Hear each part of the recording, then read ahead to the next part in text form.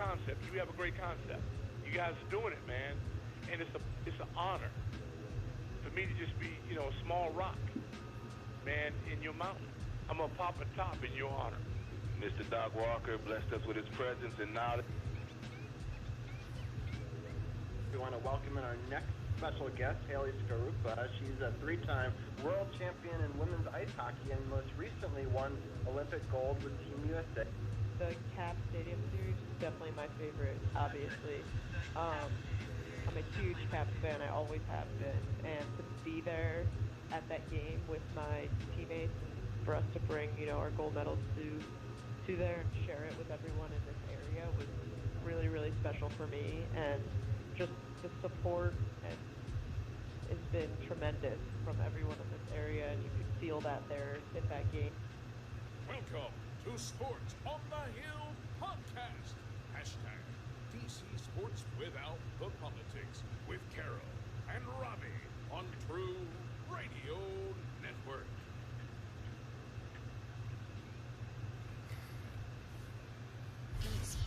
By CP3.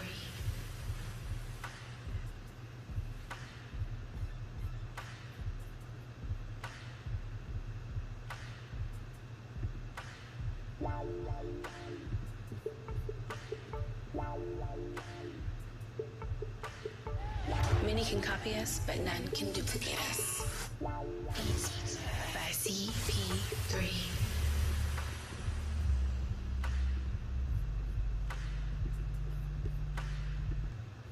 That's right. It's Monday night. Sports on the Hill podcast, True Radio Network, CP3 coming to you live from the lab. Robbie G live from the man cave. Episode 212. You know what it do. The best DC sports coverage around. Can't be matched. No other sports program brings you the in-depth coverage that we gonna bring you tonight. Nigga, we always bring you. It's been a wild Monday, but I love coming on the show to unwind after a long, crazy day because it helps me get some of that stress off. Robbie, how you feeling tonight, good sir? I am doing great. I'm just adding your feed to mine. So if people wanted to check us out, we're live over at facebook.com/sportsothb as well as on Carol's Facebook as always. So I appreciate that people get to check us out on a wide variety of different platforms and on your YouTube, and I think you're on your Periscope too. Is that right? Oh yeah, Periscope, YouTube, Facebook. Working on some other things, we trying to expand to get the, folks to see us some real DC sports coverage out there and some real sports coverage. Yeah, sounds good. And so we'll start off. Things have been going pretty well for me, but we're going to do some news and notes to start the show. Then we'll bring in Anna Knox to talk some hockey. We'll then after that talk about the two championship football games that happened this past weekend, and then we'll get into the Wizards Roundtable. So it's going to be a full show. We're actually going to start off with a little bit of news and notes. Closer Brad Hand and the Washington Nationals agreed to a $10.5 million contract. He had a 2.7 ERA and a 1.066 WHIP, 104 saves over 306 appearances, and lefties only hit 150 off him, and righties hit 226. He's only 30 years old, so it's just a one-year deal, and he joins a group that includes Daniel Hudson, Tanner Rainey, and Will Harris for sort of the late bullpen. Also, Ryan Zimmerman is back to the Nationals on a one-year deal for just about $1 million. So that's pretty cheap to get Mr. National himself back into the fold. So I'm excited about both those. What is your initial take on the Nats news and notes? Brad Hand is definitely a quality closer. Like you mentioned, adding him with Daniel Hudson, Will Harris, I'm still not too sold on. I mean, he was the one that gave it the home run in the World Series that allowed the, Nats to come back and win. And I don't think he's been as effective since then. Last year, he was okay. I believe he spent some time on the injured list. So adding more closers and more depth to the bullpen is always a good thing. And we forgot to mention Doolittle still out there also. So yeah, that's a loaded back end of a bullpen that you Well, guys. I don't think they re-signed Doolittle.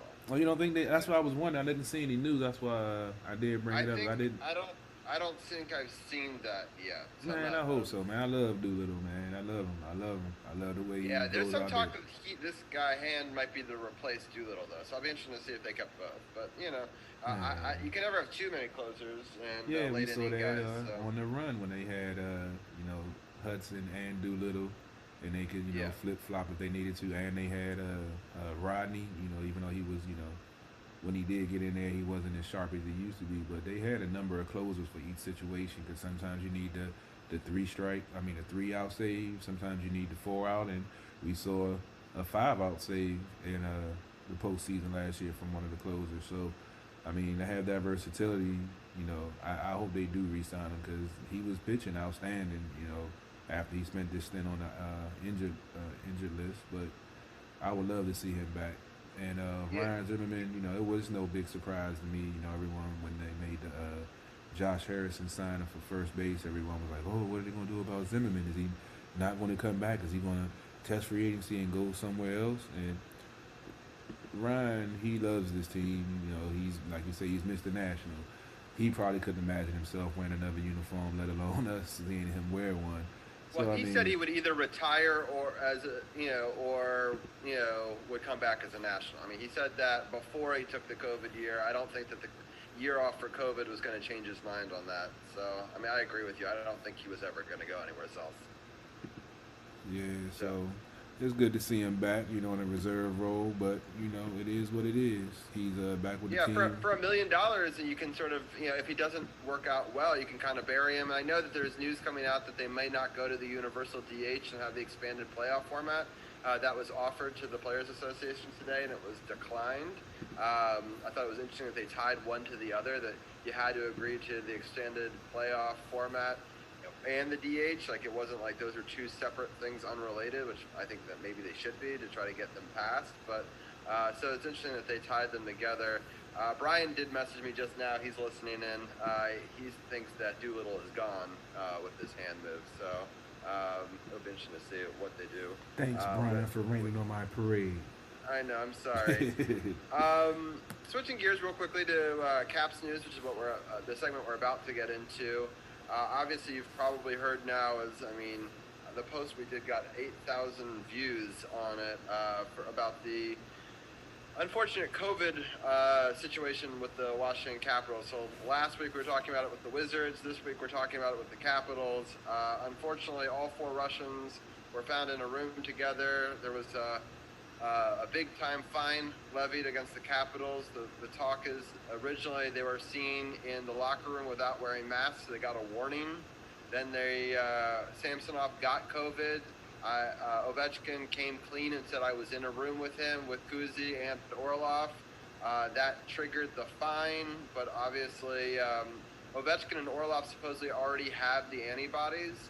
So I don't know if that means that they're not going to get sick again. You can catch this again after getting the antibodies. It's not foolproof. And you can also carry it to other people without necessarily having it. So unfortunately, that meant a minimum 4-game suspension-ish. It's not really a suspension, but it's they have to sit out. Quarantine. So that's unfortunate for the 4 of them. Samsonov might be out even longer because he actually has it. And then to compound that, Tom Wilson gets a lower body injury, which is looking more and more like a groin injury, which, he says he can play, but he hasn't tried playing with guys coming at him full bore. He was able to get his first practice under his belt since the injury today. He says it's a little bit ginger. He thought it was fine, but they still haven't pushed it to the max yet. And it's one of those things that he's got to be careful about so he doesn't injure it worse. Exactly. That's the tricky thing with the groin, man. You could rest up, you think you're good, and you go out there and try to push it just to see what you can do, and then you end up re-injuring yourself, and then you back out even longer trying to recoup from that. And they haven't said it's a groin injury, but he was speaking along the terms that you were just saying, so it's leading me to believe that it's something like that. Most likely. So, we'll see. Some positive notes.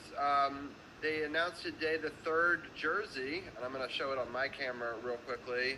So it's the new blue jersey, which is a mixture of the two, kind of like the Winter Classic one that they did in Washington, that they had that W, and also the Navy game that they had with the blue. So they kind of combined them together. And this will now replace our alternate jersey, which was either this one or the red version of the Stars and Stripes Classic one. And so that will be for a bunch of games, including starting tomorrow against the Islanders. They won't be rocking the red, they'll be rocking the blue. So January 26th, February 7th, February 21st, March 20th. Hey, Robbie, we having a little bit of difficulty hearing you. Your mic is fading in and out. Oh yeah, it said, hold on, let me just make sure that hold on. For some reason I just switched Wi-Fi, so just give me one.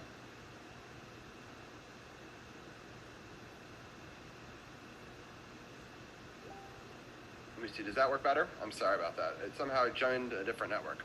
Oh yeah, you good now. Cool. All right, so the 26th was against the Islanders. The February one was against Philly, Rangers, Devils, Boston, Buffalo, and Pittsburgh. So it seems like we'll play one against each one of them. And then the other question was, when do we get to see these alternate jerseys that I love so much, which I actually like way more than those blue ones, and was hoping would be the third jersey? And the answer is we'll only get to see them 4 times. February 9th against the Flyers. They'll be worn on February 23rd against the Penguins, March 9th against the Devils, and March 16th versus the New York Islanders. So there's a lot of people that are Caps fans that are big into jerseys, so I thought I'd put that in the news and notes, just put a little levity before we bring Anna on, who I already see is on the line. So Anna, how are you doing? I'm good. I like the blue. You do? So it's very mixed reviews. Yeah. I would say it's 50-50 online. Yeah. I just think it looks so simple. I don't know. I like the energy that's on this. To just speak from a design point of view for a second. You know, I'm a graphic designer. I love the energy of this and that it looks unique and different. Yeah. I think the W, I would have loved to see either this Screaming Eagle on that one too, because that would have been a cool thing. That would have been cool. Or I would have liked to either see the Capitol Dome, which you can see up there, or the or even the Weagle, the new Eagle as they call it. Right. I wouldn't have mind having that be a crest. We've never seen the Weagle be a crest before. Thought that could be interesting as well. And the W, it's an homage to the monuments. You can kind of see the national monument in it. I don't know. It's not for me, but I know people are going crazy for it. What's funny is you can buy these right now online, easy to come by. But the retro reverse sold out like that. So it did. Like it was crazy. But I have that thing about buying jerseys. So I know. From afar, I'm like that. I don't know. There's something kind of classy, kind of cool looking about that blue one. But I get the Screaming Eagle though. I will have to say I've seen your pictures and a couple others, and I'm like, oh, this is pretty cool. Yeah, I love this classic design. Yeah. Okay. Well, enough about jerseys. I'm sure people are here to talk Caps hockey with us. So what I'm going to do is I'm going to share this to a couple of our Caps, friends in different groups, and so that way they can ask them questions. While I do that, why don't you break down by period once again an unfortunate Penguins game, the second one of the season. I know, not everyone's favorite, but I'll do it. So last Tuesday was the second Penguins game, and we have at 4:55 the Tiger scoring his first goal of the season, assisted by Oshie and Panik. Pittsburgh ties it up at 16:52. Then we have Tom Wilson scoring twice. So fantastic. One at 16:58 and at 19:43 with assists by the captain and Carlson to give it a 3-1 lead. Second period is dominated by the Penguins. They scored 3 goals, but we do have a koozie goal to tie it up. So it's now 4-4, no goals in the third, going into overtime, and good old Sidney Crosby scores at 1:11.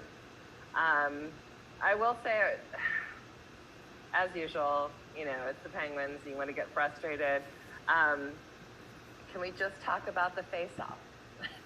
our percentage is absolutely horrific at this one. We are 37.1% for the Capitals and 62.9% for the Pens.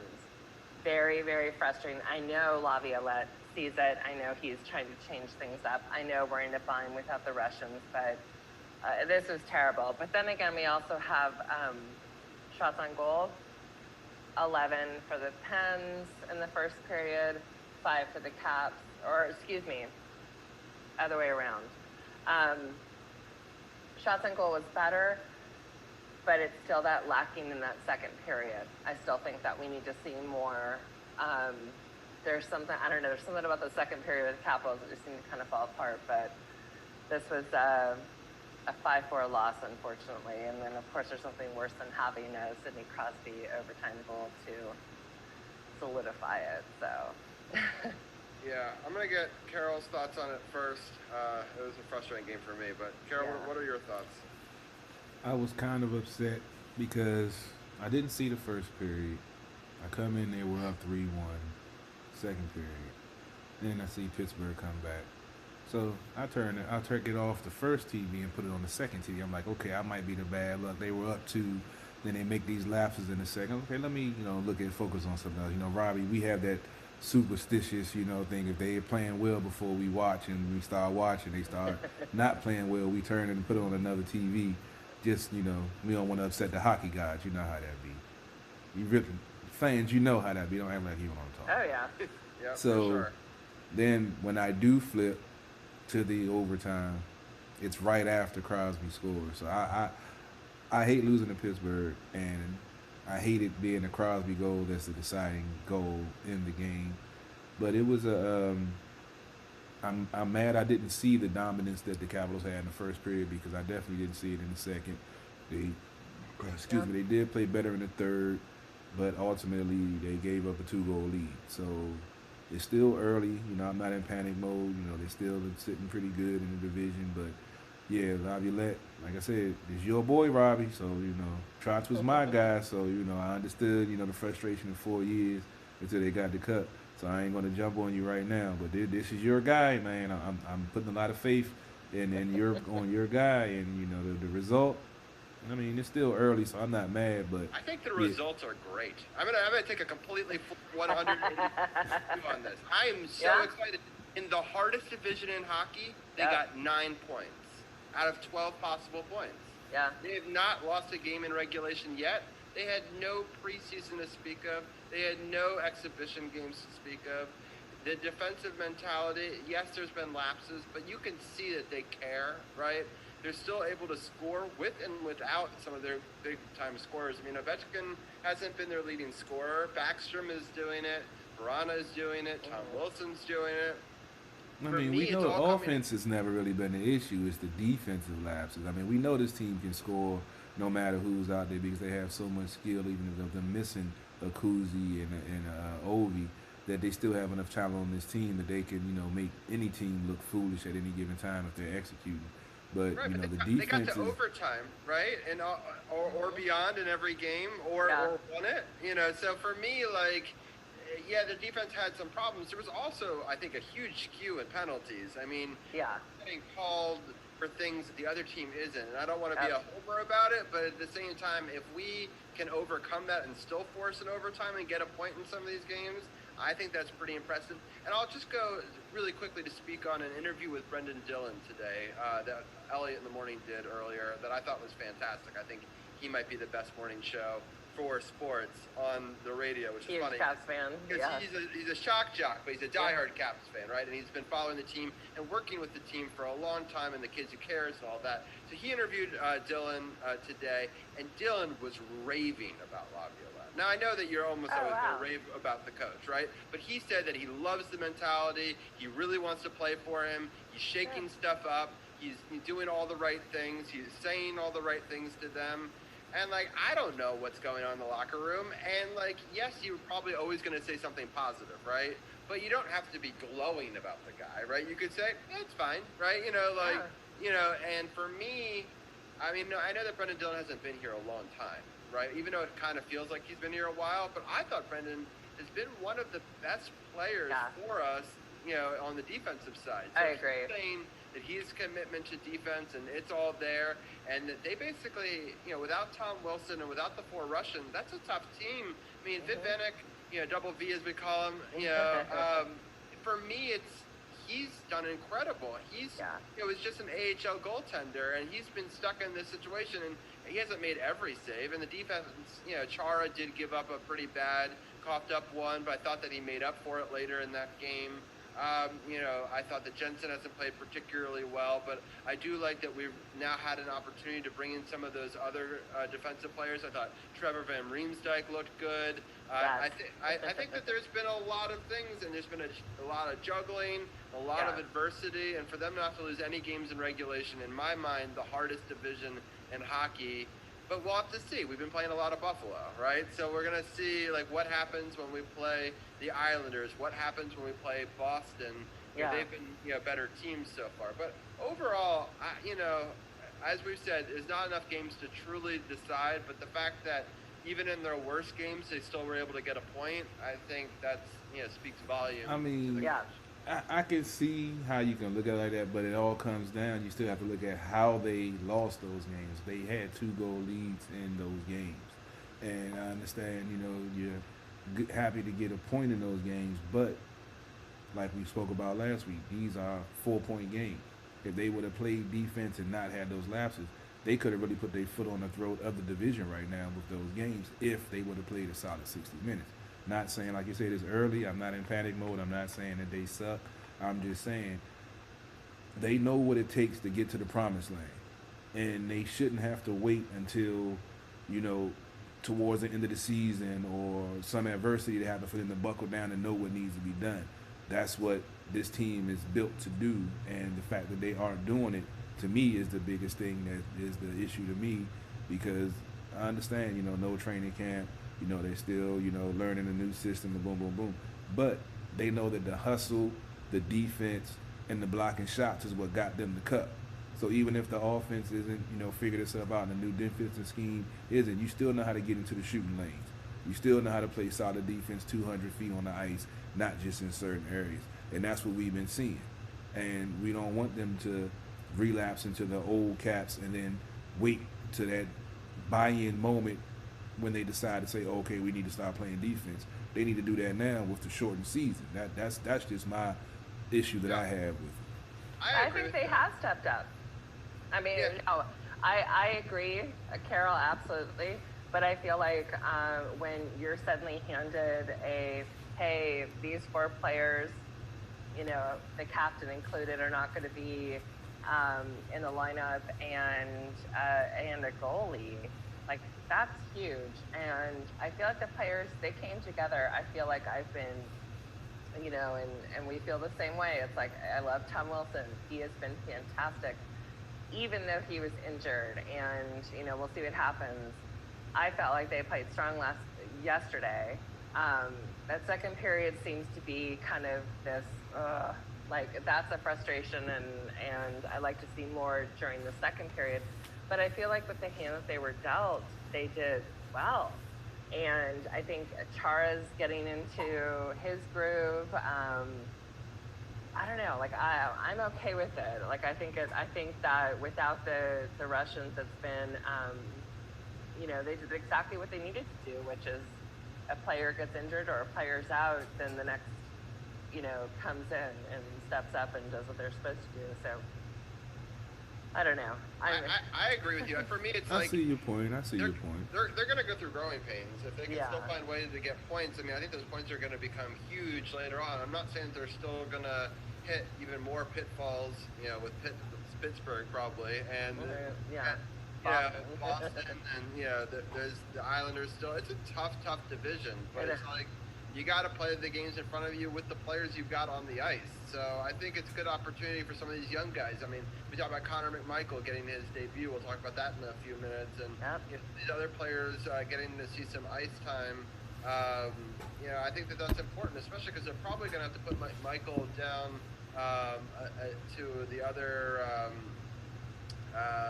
level, probably down to Hershey or, down to,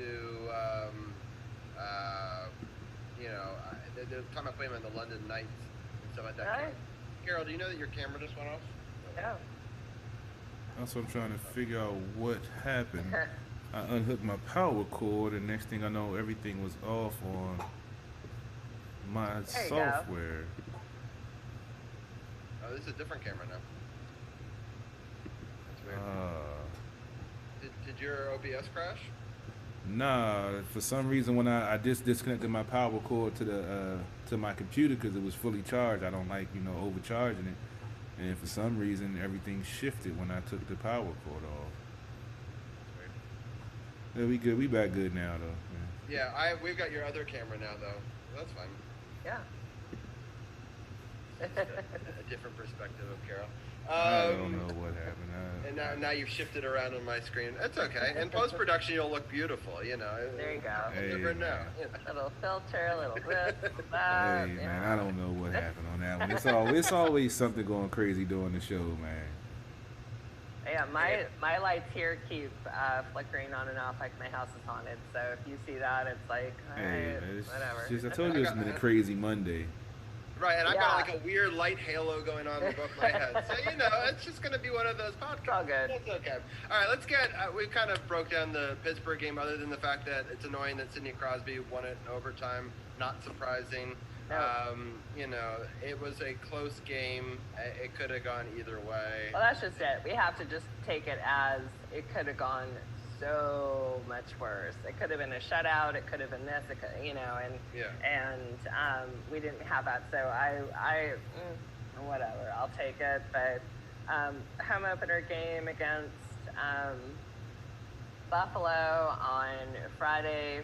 No Russians, and it was good. It was good. So we have the first period, Buffalo scores, followed by Backstrom, which is the third of the season, which I'm sure, Robbie, you were excited about because I love the fact that he is doing what Backstrom does.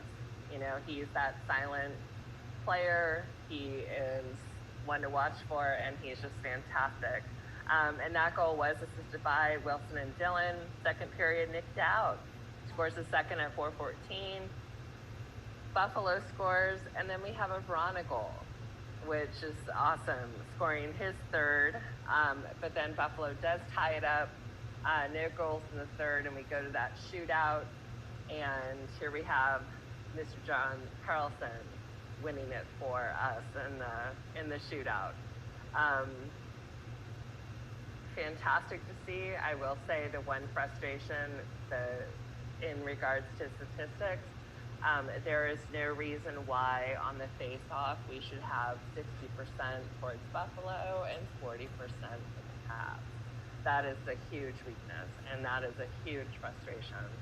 So that was my big, what is going on? Laviolette, what are you going to do about this? kind of thing.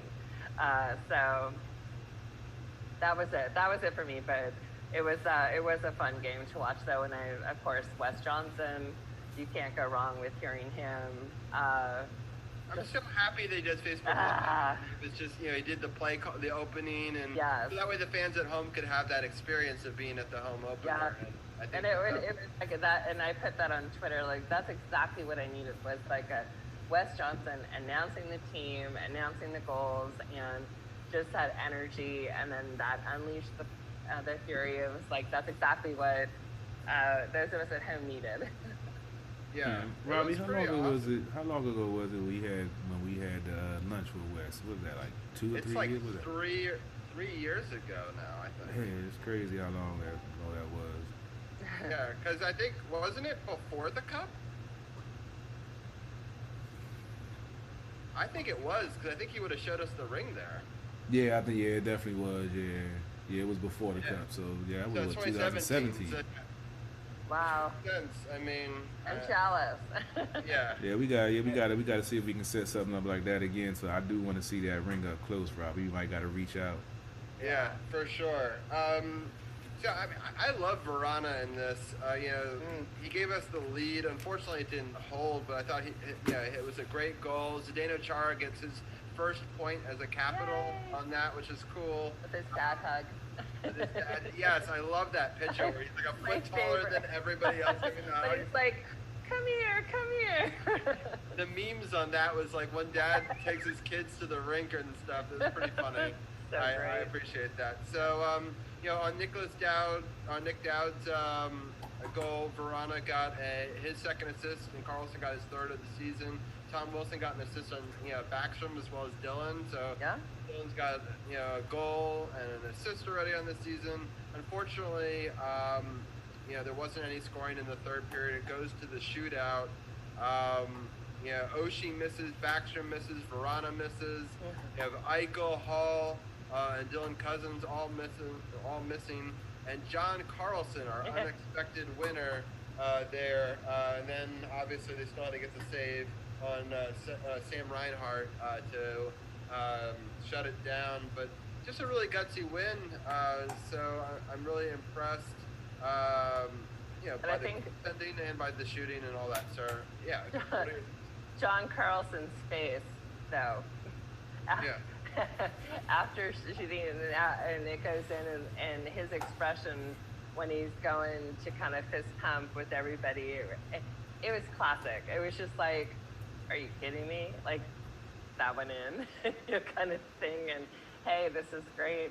And then I think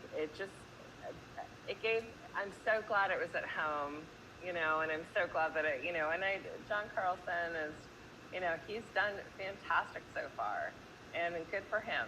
And, Vanacek, you just can't, I think we've thrown him, almost like, you throw him to the wolves kind of thing and see what happens. And he has done so well considering the circumstances, and I just admire him that much more. Each game, I'm more and more impressed with him. Yeah, Carol, what are your thoughts on that? I mean, he wasn't supposed to be the everyday. They're supposed to do 50-50. Mm-hmm. He had gotten a huge amount of workload in Hershey, so I'm happy about that. But for a young goaltender who needs this experience, I think this might be really huge for him. What are your thoughts on that, Carol? Definitely agree. I mean, talking about the championship year, we saw Grubauer got in there for some quality starts when Hopi wasn't at his best, and they rolled him into the playoffs. Then we know what happened after that. But you have to have quality goaltending at the starter and the backup. And the only way the backup is going to get a chance to is when he gets out there. Some folks say they throw him to the wolves, but you mentioned he was in the AHL, got some starts down there, so he's familiar with the game. So you got to sink or swim, and he's definitely playing well. I've noticed the 5-hole is his vulnerable spot. We've seen that a couple of times where players will get the advantage and they're deep or, go to their backhand, but the 5-hole I feel like is only and bar down on I think it's his glove side. Yeah, well that's most with the glove side. That's most goalies on that bar down. And that's what they tell them mostly aim for the top corner on the glove side because it's for some reason it's so hard for the goalie with them used to having a blocker on the front. It's like they can't cup it, or it's like they have a hard time deciding should I block it or should I try to catch it, and by the time they think about it, the puck is past them. So, right. But I think that, like I said, that's only flaw I see in his game right now. But I mean, on the plays that he got beat, they were quality plays. It wasn't like it was he just got embarrassed. It was a hell of a play that they scored on him. So I mean, it's always good to get experience, for a young guy. That helps build his confidence, and you can critique his game from what he's doing right and what he's doing wrong, and help him get better. So to me, that's always a positive. Yeah, well, I'll speak to. I think I like that he is staying in net a little more than Sammy was. I think that he's not the puck handler that maybe like a Braden Holtby once was. Where that always still made me nervous too whenever he did it. But he was pretty good at being able to play the puck outside of it. But that's fine. I mean, you've got other people that can go back and get the puck. I'd rather you just stay in net. You focus on the fundamentals. And he was in the All-Star game for the AHL last year, and he won the MVP for that. So not only was he at that level, he's elite at that level. So it's not like we're starting off as he was an okay goalie at the AHL level. We're starting off that right. He deserved an opportunity to move up, and they thought this was his opportunity here. And it'll be interesting to see how he does against the Islanders, who are a dangerous team, and against Boston. And well, but going along with that, though, I was going to say, like, for Laviolette to come out and say that he has two young goalies that he has faith in, this is going along with that. All of a sudden we have one that has COVID, and all of a sudden we've got Anderson on the side. This is a chance for Vanacek to say, okay, these are the cards I'm dealt, and this is what I'm going to do with it. And I think Laviolette put so much faith in him, and good for him. And I think that we've seen that he has an incredible amount of talent and potential. Yes, he's let goals in, but you know what? It hasn't been terrible. Yeah. And, it's funny that people were like, oh, I wish we had Braden Holtby still. Well, if you look at what Braden Holtby's numbers are career worst numbers in goals against and save percentage. So, I think rose-colored glasses, yes, we want the Holtby from the 2018 season, but I'm not sure that that's what Holtby is now. And he hasn't at least proven that through his first 4 games. He's he's going to be all right. He's a creature of habit. He's a routine guy. So he's new arena, new team. He's still trying to find his way. We've seen it when he was here, when he was in the groove, that sometimes, he gets out of it. But Brady's going to be fine. He's going to round back. My only point was people who are clamoring for him to come back immediately. I'm not necessarily. Come on, Robbie. You're too engaged in those groups. Those folks are just. I think they're smoking that 1990s crack in some of these fan groups. They got some of that old good that drove you crazy to go do crazy stuff. Because some of the stuff, not to get off on a tangent on football, but just to parallel, I actually saw a post of somebody said that the Washington football team should trade either Deron Payne or Jonathan Allen for Matt Stafford. I almost threw my phone when I saw that. Because I'm like, you guys are idiots. We finally get the defense right, and you want to trade away core pieces of that? Yeah, for a dude that's 35. Yeah, no, I'd rather roll the dice. I would take Matt Stafford on the team, but I don't know what I would be willing to give up for it. But for me, I think we give Double V an opportunity to get some vengeance in this first game against the Islanders. Then we go from there. I would like to see Anderson maybe get the second game, just because I'd like to see him see what he's still got, because a lot of people don't like Anderson, but he played behind a terrible Senators defense, and I don't know if he ever got and I think he could be a pretty decent goalie. It's not that I want him to be, 1 or 2 or, but I'd like to see what we got with him. I think, spell Craig Anderson? What? Craig Anderson? Yeah, from the from the Senators. Robbie, I've been so out of it working so much, I didn't even know that he was on the team. But Craig Anderson, he's a quality. You made a very valid point that he's always had a porous defense in front of him. Even though the Senators are known for their defense, they weren't really play solid in front of him like they normally could. And that's a very valid point. I think with, him being on the squad, he has the opportunity. Maybe he can, take over more of the leadership. He was on the taxi squad, and they pulled him up because of this COVID situation. So he was, basically a veteran that they could have in practice, but not, and if this exact scenario happens, you could pull him up and. Oh, they did that in hockey too, just like they did in football. Oh, that's cool. I didn't know they did that. Yeah, they made a taxi squad this year where and we stuck a lot of goalies there, which I think is a smart move. Definitely. Because I think Copley's in there too. So I think that they had 2 goalies on the active roster, 2 in the taxi squad, as they call it. So it'll be interesting to see. And then obviously whoever did better, I think you give them that Boston game. Going forward. I guess we didn't really get into the Islanders, the second game too much. You want to break that one real quickly? Buffalo, sorry. Yeah, sure. So yesterday, Buffalo scores the first and only goal in the first, and the second period, Buffalo scores twice. But we do see TJ Oshie scoring a power play goal at 11:51, assisted by Schultz, who I think we need to keep our eye on. And Backstrom, so it's now 2-2. Third period, Stahl scores a power play goal at 7:24. But then at 9:28, we have Backstrom scoring a power play goal assisted by Bronny and Carlson. Go to the shootout, and of course, Eichel does what Eichel does. And I don't know. I think this probably was a more frustrating game for me than the other Buffalo games, because if you really look at that shots on goal, you have 48 for Buffalo, you have 31 for the Capitals, and And I know we didn't have Tom Wilson, but, like we've said before, in sports, you don't have one, you have to go with the next. And I know it was Connor McMichael's first, and there were a lot of changes and a lot of, this and but and this. But 31 just wasn't impressive. But I will say, what I walked away from this game was loving Tonic.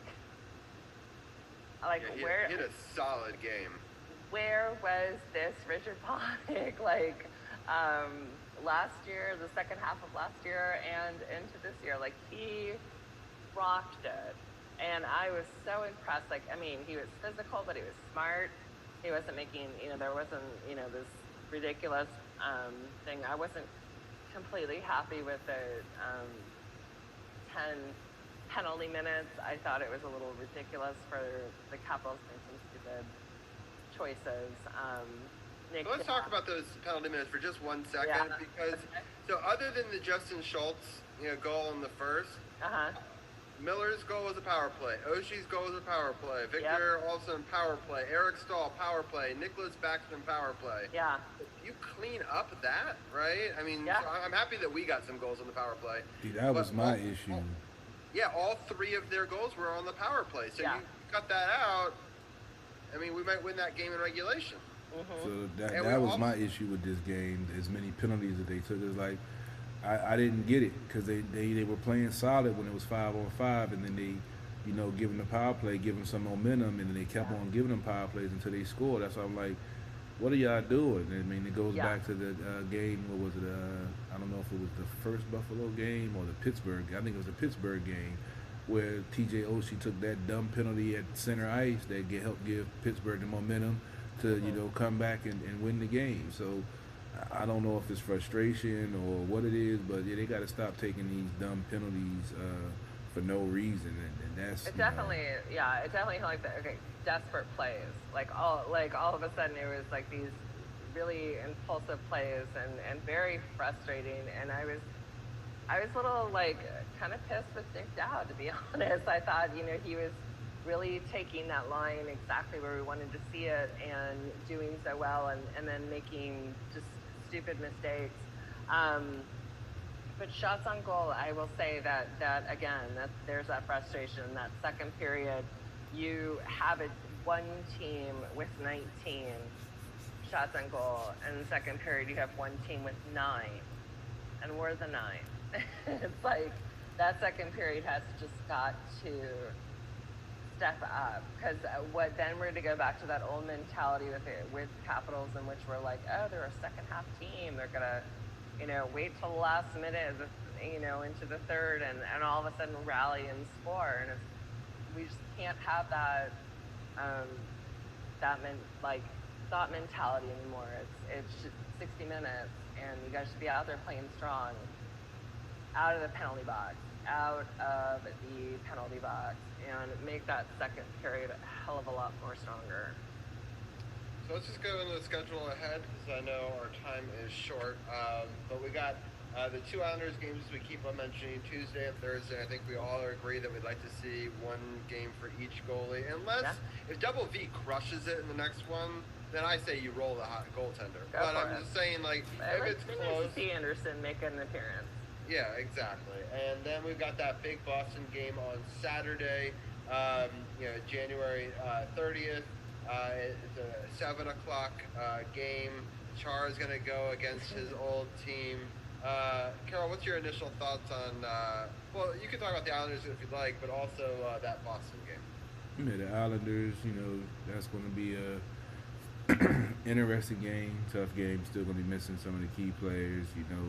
Trotz is going to have the Islanders playing well defensively, and if they get a lead, it's a whole different ball game playing them. So they're definitely going to play a solid game. They're going to play 60 minutes and not take dumb penalties, which we just spoke about, in order to get 1 out of 2 against them, maybe 2 out of 2. And then Boston, I'm not really too concerned about Boston, because the Capitals have pretty much had their number lately. Charles want to be ready for it. The team is going to be behind them, and I expect a win, if not a blowout, against Boston. Careful, Carol. Boston has looked so good the last week. I don't know if you've seen any of their games, but they've looked incredible. No, I haven't seen it. I'm just going with my Capitals vibe. Yeah. Okay, that's fair. But I'm just telling you right now. Yeah. I'm going to pull up Boston's last week. They were able to beat Philadelphia 6-1, beat Philadelphia 5-4. They did lose to the Islanders in a close 1-0, and then they lost to Jersey, which is a bad loss, 2-1. But then they were able to beat Jersey 3-2. So a lot of these close-fought games. So a lot of low-scoring games. Which is what worries me a little bit. But it'll be really interesting. Also, I want to mention, we're not going to preview this one, but I do want to mention next week live on the podcast at 8 o'clock. It's a 7 o'clock game on Monday, February 1st. So we'll be at the end of that game when we're talking live next week. So that'll be exciting. Usually we're talking about the beginning of a hockey game, but that'll be interesting to talk about the end, or maybe even call a shootout live. So that'll, we'll be recapping these three matches, but also talking about that live Boston game, which will be a rematch. I mean, one team's going to win, so one team's going to need that second half. So it's a lot of these interesting mini-series. Anna, what are some of your thoughts on playing the Islanders and then the Bruins? I think with the Islanders, we would have an amazing chance to win if we have better face-off percentage. I think that's the big thing. What they have to do is not have in their head their lineup, the Beauvillier, the Lee, the Peugeot, the Barzal, like all those huge names, knowing that we're not going to have our Russians yet. So it's either going to take that as a challenge and rise up and say, yeah, we're gonna be able to do this, or there's a little bit of intimidation with those players and how well they were last year. But we'll see. It's like there's no reason why the Caps can't do it. We've seen fantastic plays. Wilson will be back, and Ron and Oshie action's been amazing. And then, of course, like we said, Dylan and Chara. So I'm looking for wins against the Islanders. Boston's another. You just don't know with Boston. You just don't know. I think that if I was to look at the Boston Bruins team this year, I know everyone talks about now that Bergeron's the captain and you have Marchand. I think you really have to look out for is that Charlie Cole and McAvoy. I think those are hardcore Boston players that you have to look out for. And then, of course, you have their two goalies. You have Halak and Tuukka. So, we've done pretty well against. That's why I'm not really concerned, because they've had both of those goalies' numbers when they get hot. And the Caps went on, a 13-game winning streak over Boston, So, Boston is playing good hockey, but, Capitals is like when they see that yellow and black, they just go take it to a whole different level. And it'll be interesting to see them as a division rival, though. We've never seen them in that context before. And it's all good. It's all good. Because by then we should have Ovi and Kuzi back along with Orlov, so we should have almost a full staff without Samsonov. But yeah, I think they're going to come out, especially with Ovi probably being back for that game. That's why I predict a blowout. I think they're going to just be happy that they're back out there through this stretch that they've gone through. Like you said, they got a point in almost every game, so they're playing well, but they know they can play better. So I think once they get back inserted into the lineup, hopefully we'll see some better hockey offensively and defensively. All right, real quickly, last thing I want to mention, I just wanted to give people a little update on the standings, because it's such a weird year. It's these silos, right? So in the East, Washington's leading right now at 9, but Pittsburgh has been on a 4-game win streak, and they're right on their tails at 8. So remember, like a week ago, we were like, Pittsburgh's in the basement, right? But they always seem to do that. Well, the second you think Pittsburgh's in the basement, bam, win streak. They're right back up there. Philadelphia's got 7. New Jersey's got 7. Boston's got 7. Islanders have 6. Buffalo's only got 5. And the Rangers sit down there at 3 points. But they're all dangerous. It's a very, very tough division. Just really quickly to give you a sense of the other divisions. In the West, you got Vegas, Minnesota, St. Louis, and Colorado as the top 4. And then the bottom four they're trying to fight for those spots are Los Angeles, Anaheim, San Jose, and then Arizona's at the bottom. So I think that in the West, Vegas is just dominating. They already have 10 points. They only have one loss. But I think my connection is Vegas. Yeah. I'm kidding. Just got some breaking news on the NHL scene. Ex-Arizona Coyotes GM John Chaika, I'm guessing, is suspended through the 2021 season for conduct detrimental to the league and the game. I believe this is the GM that said some choice words to a female reporter or something. I'm not sure. I'm trying to remember now, reading the article. But I believe it was something related to, saying some stuff he shouldn't have said. And he's suspended through the 2021 season. Trying to read the article right now to remember what happened. I'll go through the other two. You read up and let us know what the story is. On the North, which is the weird new Canadian division, Toronto and Montreal both have 10 points. Winnipeg has 8. Edmonton has 6. So those are the top 4. And in this division, there's only 7 teams. So Calgary is right behind Edmonton with 5 points. Then Vancouver with 4. And then Ottawa's at the bottom with 3. And then in the Central, this is such a weird division. Yeah. It's so strange. Tampa Bay, the reigning Stanley Cup champion, they have 6 points. Columbus has 6 points. Chicago has 5. And then Dallas has only played 2 games, but they won both of them, including, I think I read somewhere that they were like 7 of 8 on the power play for like the first 2 games or something crazy like that. So they've won both of their games. Carolina has only played 3 games themselves. They have 4. Nashville has 4. Florida's only played 2 games themselves. They only have 4 points. And Detroit, who's played the most games with 6, also has 4 points. So just a very strange division, especially because Dallas and Tampa Bay, who were in the Cup together last year, are sharing a division, which I think is quite crazy. strange. So, well, and on top of that, I got a call from my mother today that her and her Winnipeg friends are like, Patrick Laine was traded, and it's a big deal. I was like, these are the breaking news phone calls I get from my mom in California to tell me. I never thought they would trade him. So I mean, that was pretty big news either. So. But Dubois good, so it's and he's young, so I think that's why. But yes, I had a whole Canadian Winnipeg Jets rant from my mother this morning, and then we moved on. Yeah, I'm not sure about that trading. I feel like they could have got him for less, but whatever. Yeah. That's their call. All right, Carol, what was the verdict on the story? All right, this is an interesting situation. This hasn't had anything to do with saying any inappropriate things to report out as another GM. This is out of a situation in Arizona where the club was actually stripped of a 2020 second round pick and a 2021 first round pick for violating the scouting combine policy of conducting physical testing on draft eligible players. And after that levy came down, Mr. Chakya, if I'm pronouncing it correctly, decided to go and shop his services to other NHL clubs. Only problem with that is he still has 3 years under contract in Phoenix.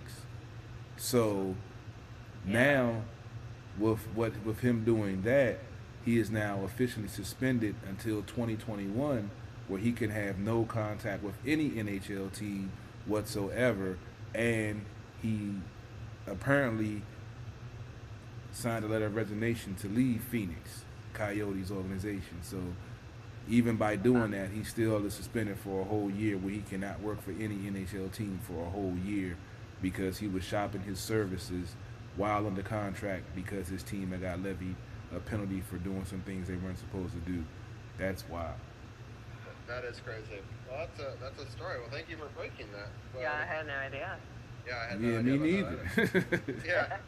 Well, there you go. That's why we do this show. Always breaking news. Always got some fun stuff. All right, and I did not see a Power Play Point podcast so far. No. Tomorrow. You're taping it tomorrow, or you? Tomorrow, because yesterday Gil wanted to do it like at 5, and I was like, listen, NFL game and a Caps game, and I promise I can't give 100%. So he's like, we'll do it Tuesday. Sounds good. Well, so yeah, we'll see. So if you go to Sports.thp, you click on the podcast partners button, and you click on the Power Play Point podcast. Sometime after Tuesday, probably Wednesday, maybe Thursday, you can get a new thing. But you'll be able to talk about, is it going to be before? You're going to tape it before the... Yeah, I think it'll be tomorrow around 4:30, so it'll be before the Islanders game, but I'm sure Gil has a ton of opinions about the COVID and the recent games. Yes, I'm sure he will. All right, well, Anna, thank you so much for joining us. Any final thoughts before we let you go? Go Caps. That's it. Have a great rest of the show. I'm sorry if this went longer because I was blah blah blah. No, you're fine. We had a lot to talk about. I know. That's what happens when half your team is COVID, So That's true. And I got my COVID shot today, so congratulations. Yeah, which was good because I think the cutoff, as soon as I was in line at Fairfax County or at the Fair Oaks and Nova, they sent out a message to all the teachers saying, by the way, if you don't have your shot today, sorry, like we're, kind of running out. You guys will, we'll reschedule. I was like, oh my God. They're like, but if you have it today, you're good. And if you schedule your second, you're good. That becomes a priority. So all my friends who have it scheduled for tomorrow or Saturday or Sunday or whatever. Yeah, they're panicked. I haven't scheduled mine yet. I'm eligible, but I kind of feel like people like you who are in the classroom with them or older teachers and stuff like that. Yeah. My parents should get it probably before me, who's in an office. Yeah. I'm trying to take my precautions, but good for you. But, but I will say, hats off to Nova Fairfax. Like they were like awesome with everything. But thank you. Enjoy the rest of the NHL or NFL talk. Yep. Sounds good. We'll talk. And all that. I'll talk to you guys next week. Appreciate it as always. Sounds all good. right. Bye, guys. Have a good one. All right. So, Carol, we're going to move along, and we're going to talk a little bit of football with the guys. We'll probably do the same sort of thing where we'll bring in, Brian, DC's People's Champ, here live, and or I see Tim here. All right. Well, why don't we have Brian on? We'll have the audio of Brian, and we'll have the audio of Arun, so we don't screw up Carol's feed. Carol, do we look okay on your feed? Yeah, everything good. Y'all had me scared for a second. Yeah, we had too many people. All right, so we got Tim, and we got DC's People's Champ, and then we'll bring in Brian and Arun for the Wizards talk in face form, but we'll get their audio take on it as well. Carol, I know that you saw a little bit more of the first game than the second game. Is that right?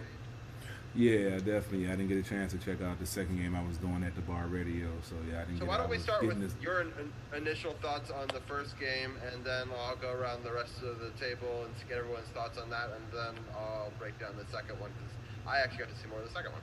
All right, sounds good. First game, Tampa Bay versus Green Bay. Tampa Bay 31, Green Bay 26. This game, before the game, I didn't know what to expect because all Washington football team fans know that the referees are holding their whistles against the Tampa Bay offensive line to allow Tom Brady to have enough time to throw the ball down the field. I'm not going to stay on that, but we've all seen it. And Aaron Rodgers, did his thing, tried to bring it back. We saw a play where he could have, broke to the end zone to try to score to tie the game, and they settled for a field goal. We know the whole hubbub. I'll definitely get you guys because I didn't get an in-depth look at it, but I was, watching on my phone and doing some other things. But it was a good game. Tampa Bay definitely, took control in the first half to force Green Bay to have to, find a way to come back. They shut down their running game, which I spoke about on at the bar radio, that was going to be the key to if Green Bay could beat them, if they could get Jones going and, make that defense play, honest, not just pass rush and trying to get sacks on the quarterback. And they did shut down the running game, and they got Green Bay playing their game. Aaron Rodgers, I always say he's overrated, but he's still a great quarterback. I just don't give him all the credit everybody else does. But he did a great job bringing them back. Unfortunately, it didn't come all the way back, and now Tom Brady is going to be the Tampa Bay, and Tom Brady is going to be the first team to ever host the Super Bowl and trying to win the title. So it was a good game. I knew it was going to be a coin toss. Didn't know which way it was going to go, but Tampa, they did what had to be done to win the game, and they're advanced to the Super Bowl. And now we have to wait to see what the narrative is going to be. Is it going to be Tom Brady getting his ring without Belichick, or Patrick Mahomes repeating as Super Bowl champion in the Kansas City Chiefs? I'll let you guys break it down. I know you probably looked at it closer than I did because I was doing a whole bunch of other stuff. Right. So just to break down the scoring a little bit, started off with Tom Brady scoring first. Aaron Rodgers tied it up. Fournette scored. Crosby kicked a field goal. Tom Brady at the very end passed 39 yards. The very end of the second quarter made it 21-10. Third quarter, Tom Brady continued his dominance. Another pass for a touchdown, 28-10. Aaron Rodgers tried a valiant effort at a comeback, scored the next two touchdowns, made it 23-28. The fourth quarter, a field goal extended the lead for Tampa Bay, and then Green Bay made a very interesting call to go for a field goal when I thought that actually Aaron Rodgers had an opportunity to run for a touchdown there, or at least get closer to make a closer fourth down. I think you're ever going to give the ball back to the GOAT with the hope that you're going to get an extra player possession. I think is a risky maneuver. I think you try to tie the game right there. But I'm going to get the panel's thoughts on this. I'm going to start with DC's People's Champ first. I think People's Champ just froze for a second. Let me see if that works. Champ, are you there? Yeah, I'm having. All right, why don't we do you as audio, and then we can bring one of the other guys in. Man, I for the told video. you it's Monday, man. It's a wild day, man. So, all right, why don't we? Well, because we can still hear you, Champ. So why don't you give your thoughts? Good. I'm glad you hear me. Okay, so with this game, Green Bay and Tampa Bay, Green Bay had every opportunity they could. Despite as many Packers fans seem to be saying on social media that the refs were doing everything they could to get Tom Brady to the Super Bowl, Green Bay still had every opportunity to win this game. I mean, Tom Brady threw 3 interceptions in the second half, and so they had every opportunity to get in. Now, granted, there was a call that was made that was, I don't know what you can say about that pass interference call that gave Tampa Bay that first down that ultimately led them to burn the clock and ultimately win the game. But again, you still had every opportunity. So to sit online and to say, "Oh, the refs cheated for Tom Brady" and all this other stuff, that excuse has got to go out. Yeah, you're breaking up. Cheating for Tom Brady. Can you hear me now? I can hear you. Yeah. Try toggling off your camera for a second, just to see. No, it's like the Zoom thing is like frozen. It's frozen. Got it. It's frozen. But my last thought is, stop blaming referees for losses when you had a chance to win. That's all I'm going to say about that. Stop blaming referees for your losses when you had a chance to win. That's all. Sounds now good. I'm going to fix this. Yeah, why don't you try to log out and then log back into the meeting? That might quit out of the program, and then we'll continue the roundtable and just come in as audio when you come back. All right, so Tim, what's your take on this game and the crazy ending? Yeah, I thought it was a crazy ending to the first half. That touchdown with 1 second left was basically the difference in the game, and Green Bay has to look themselves in the mirror on defense for allowing that crazy touchdown. Like, you see that very rarely. So, you don't want to allow that to happen at home in a very important game. And I think they have to blame that. I think their coach definitely made the wrong decision not to go for it on fourth down. You have Rodgers, you have a fourth and goal that you can definitely throw a touchdown in pretty easily. You don't want to give it back to Brady, as you said. And now you have Brady in his 10th Super Bowl. You have Rodgers 1-4 in championship games, which is not what he wants to see. And he's even talking about maybe his future is murky in Green Bay, which I think is crazy. But a crushing loss for Green Bay, and they're definitely gonna, think about this one for years. But it was a classic game, and Tampa Bay did what they had to do, and now they have the oldest player and the second oldest coach in the Super Bowl playing at home, which is all cool, I think. Yeah, I think it's going to be interesting to have Reed versus Brady again, where the conferences are flipped and the teams are different. So I think that's kind of a weird thing, because the last time they played each other, I was in college. We were both sophomores, and we're not young men anymore. Yeah, so exactly. It's been a long time. Yeah, so that's kind of interesting. It's sort of the beginning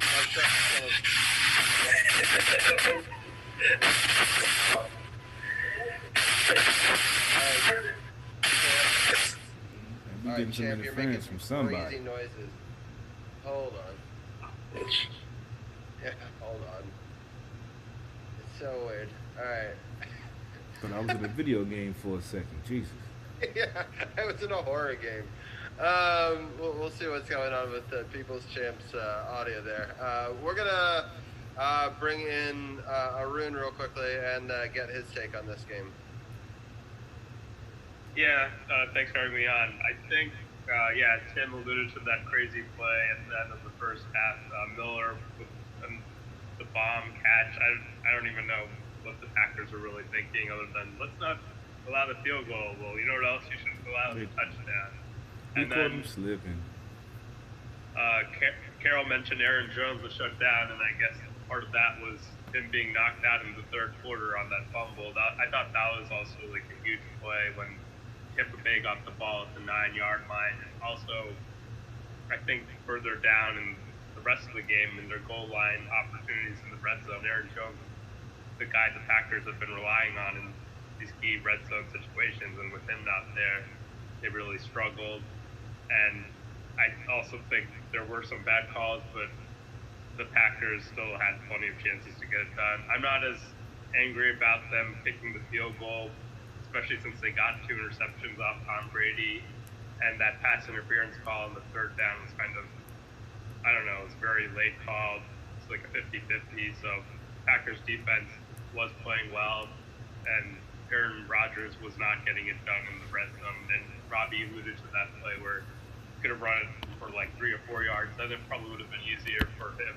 Even if they didn't score a touchdown, this would have been closer to probably go for it on 4th down and made it a much more easier game. But props to Tampa Bay, they got it done. Their defense was all over the place, and the Packers, I think they choked a little bit in this one. Yeah, I agree.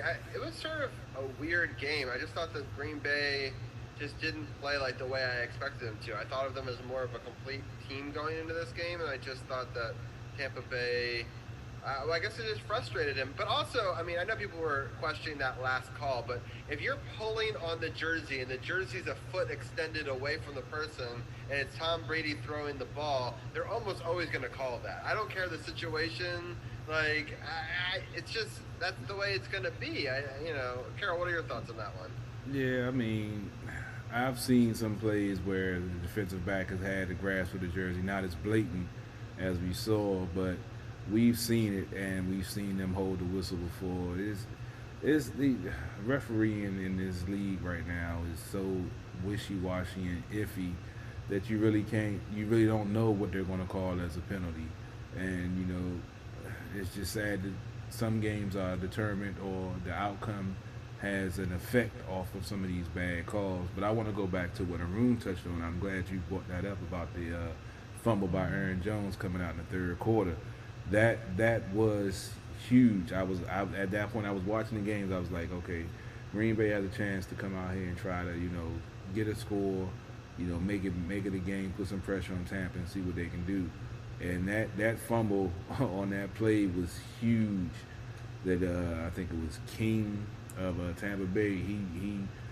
He hit him perfectly to make that ball pop out and swing the whole momentum of that game, or the possible momentum swing that Green Bay was going to try to do to try to get some points on the board. And that was huge on that play, and the fact that they knocked Aaron Jones out for the rest of the game changed the whole complexion of the game. So I'm glad you brought that up, Arun. I forgot to mention that before. Yeah, because I think that second part where they didn't have him for the rest of the game was key. For me, it was interesting because I thought that it was done after that play, right? I just thought that Tampa Bay was going to dominate, and I was actually kind of impressed with the fight of Green Bay after that to still find a way to get themselves back into this game. And for them, that's why I was like, they did all that work to get back into it, and you're settling for a field goal here. For me, it was like, I get that there was some interceptions and there was some stuff, but like, for me, it's like, trust in your own team and get the touchdown there. I mean, I just didn't think that there was going to be enough time for them to get another opportunity. So obviously, it's easier to see in retrospect. I want to get Brian's take real fast on this as well. Brian, what are your thoughts? And welcome to the show. Brian? I think he's still muted. No, he looks like I've been having issues with my headphones. Sorry about that. You can hear me now? I've been having... All right, cool. Yeah. Thanks for having me. Yeah, my thoughts on this game, I never really felt like it was Green Bay's day, honestly. Like, they would make mistakes, and Tampa Bay just seemed to have an answer for everything they'd throw at them. And even when they got back into the game, it never really felt right. When they intercepted Tampa Bay twice, and they got 3 and outs on both of those drives, that's when I kind of knew Tampa Bay had it in the bag. And as far as that last drive goes, Aaron Rodgers probably could have run for it and picked up a couple extra yards, which would have made going for it on 4th down probably an easier decision for Matt LaFleur. But either way, I still think, like you said, Robbie, he should have gone for it on 4th down. I don't understand that decision at all. I thought that was bad coaching. So you've got the MVP, Aaron Rodgers, and you're not going to go for it. In a situation like this, which could make or break your season, you're going to give the ball back to Tom Brady. I don't like that decision at all. I would have gone for it. I would have gone for the touchdown. It just doesn't make sense to me. But like I said, it never really felt like Green Bay's day. And congrats to Tampa Bay. They proved it. They went on a great run through the playoffs this year. And they've proven to be the best team in the NFC, honestly, and they deserve to be where they are. Right. So if they had run it and made it like 4th and goal, from the 3-yard line, and even turned the ball over at that point, you're forcing them way back. Maybe you get an interception or force a fumble, or they're starting from within their 5 in that situation. So for me, that's the play. It was open to run it. He should have run it. I actually think he would have gotten into that pylon because he had other blockers that could have gone out in space right there, and they had a lot of mismatches out on the flat. And so I think that they could have actually probably gotten to that pylon. But regardless, I think it would have put a lot of pressure on Tom Brady versus a field goal, and then you kick it off, and then they get the ball at the 20-something, and make a couple of plays, and the game is over. But ultimately, some bad decisions. But the storyline is, as Carol alluded to at the beginning, Tampa Bay will have the very first ever home Super Bowl, and that's going to be interesting. We're not going to make predictions this week. We'll talk a little bit more. We'll maybe have Dugenais on or some other guests and have more of a Super Bowl special next week. But it's going to be an interesting matchup. Carol, any final thoughts on this one before we jump into the AFC Championship? Pretty much, no. I mean, I've always said, to me, Aaron Rodgers was overrated. And I already talked about the narrative with them, allowing Tampa Bay's offensive line to get away with headlocks and arm bars that should be on WWE, which I'm watching right now. But yeah, I'm ready to go ahead and let that one die and let these guys talk about the Buffalo game, because I definitely missed it, but I will be rewatching it because Buffalo, Kansas City, Josh Allen is coming into his own. Mahomes coming off the concussion. I heard he looked pretty good, but I'll let you guys break it down because I didn't get a chance to watch. Yeah, one last thing about the NFC before we move on. Aaron Rodgers, Drew Brees, and Tom Brady have the same number of NFC championships. and and Tom Brady has only been in the NFC 1 year. So that's an interesting to speak to your point about Aaron Rodgers is great, but he's obviously not Tom Brady great. So Yeah, I've been saying that for a while. Yeah. So, all right, let's get into the other game. I'm going to break down how the scoring went down, and then I'll get the roundtable's thoughts on specific plays. Buffalo started off hot. They started off with a 51-yard field goal. Then they got the ball back on a crazy play. Josh Allen was able to score a touchdown. Basically, in the first couple of minutes, they were up. They didn't miss the extra point. They were up 9-0. So basically, Kansas City spots them 9 points, and then Mahomes takes over in the second quarter. He scores a touchdown. Then there's a rushing touchdown, and then another rushing touchdown. And right after, so they're now up 21-9. Buffalo's able to get a field goal before the end of the half to make it 21-12. Kansas City scores a field goal to start the second half, made it 24-12. A field goal for Buffalo made it 24-15. Mahomes scored a touchdown to his tight end, made it 31-15. Then he scored another touchdown, same combo, made it 15-38. And I thought it was over at that point, but Josh Allen said he had a little bit left in the tank.